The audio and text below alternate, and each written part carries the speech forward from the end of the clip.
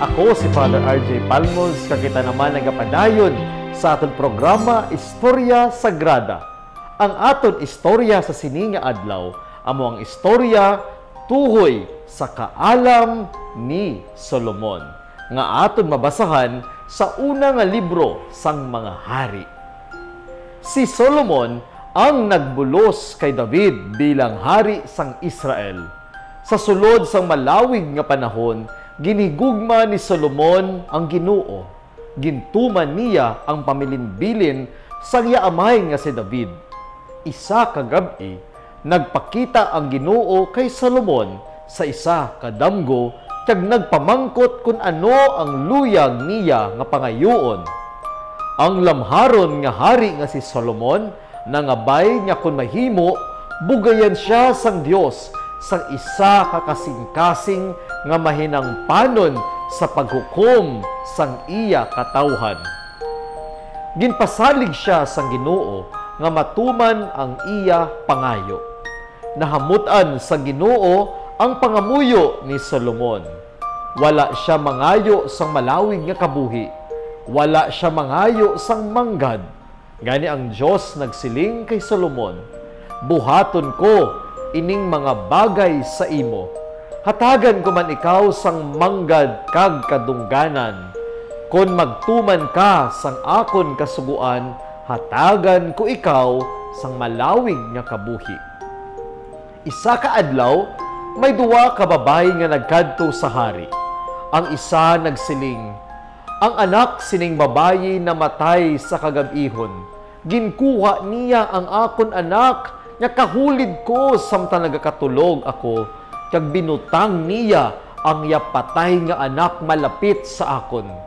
Ang isa nagsabat, wala ina sang kamatuuran, mahal nga hari. Ang iya anak patay, kag buhi ang akon. Kag nagbinaisay ang duha sa tubangan ni Solomon. Si Haring Solomon nagsiling, kuhaa ako sang hinganiban. Kag nagmando siya sa alagad, pihaka inang lapsag nga buhi sa duwa ka bahin. Ihatag ang katunga sa isa ka babayi, kag ang katunga sa isa naman ka babayi. Ang isa sa sining duwa ka babayi nagsininggitan kag nagahinibion, o maluoy ka, mahal nga hari, ihatag na lang sa iyang bata, sang sa imo pa siya patyon.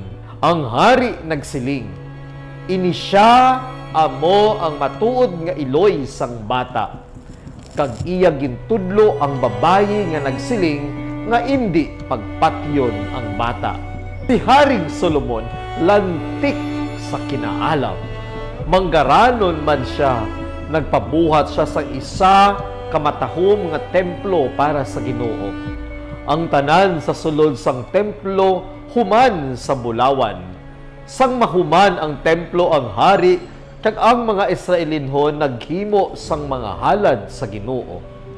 Tungod sa iya dako nga kinaalam, gindumanahan sang maayo ni Solomon ang iya sinakpan. Wala sing kagamo ang iya ginharian sa mga kaingod nga mga pungsod. Ang inugbaligya kag kauswagan labi pa sang sagindamgo sang tanan nga Israelinhon. Ang manggad kag kaalam ni Solomon ginasugid bisan diin. Apang sang magdugay, ang kinaalam ni Solomon na daog sang iya balatiyagon kag nagsugod na siya simba sa mga Diyos-Diyos.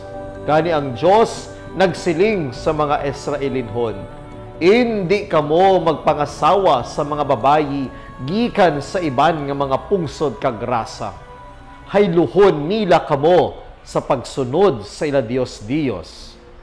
Si Solomon naglalis sa Ginoong Dios, kag nangasawa sang mga babayi sang iban nga mga pungsod. Sang tigulang na si Solomon, namati siya sa sining mga babayi kag nagsunod sa ila pagkadiwatanhon. Ang Dios na akig kay Solomon, kag nagsiling siya, wala mo gintuman ang akon kasuguan. Pagabuhinan ko ang imo ginharian. Ihatag ko ang dako nga bahin sa imo alagad, kag ang jutay nga bahin lamang ang mabilin sa imo anak. Tungod sa imo, Amay, hindi ko pagbuhaton ini karon, kundi kung ikaw patay na. Pamalandong. Si Solomon nagpabuhat sang matahom nga templo sang Dios. Bangod kay nahibaluan niya nga ang mga tawo may katungdanan sa paghalad sang Dios sang pangamuyo. Dapat kita maghatag man sang tinion para sa pagpangamuyo. Apang si Solomon, may iya man kabahin sang kahuyang, dalaman sang iya pagkahuyang nga tawhanon kag balatyagon. Tanan kita magapangatubang sining mga pagpanghangkat kag pagtilaw, kabay pa aton sa gihapon balikan ang aton kaangtanan sa pangamuyo. Gani mga utot ini amo ang aton istorya sagrada sa sining nga adlaw, ang istorya ni Solomon.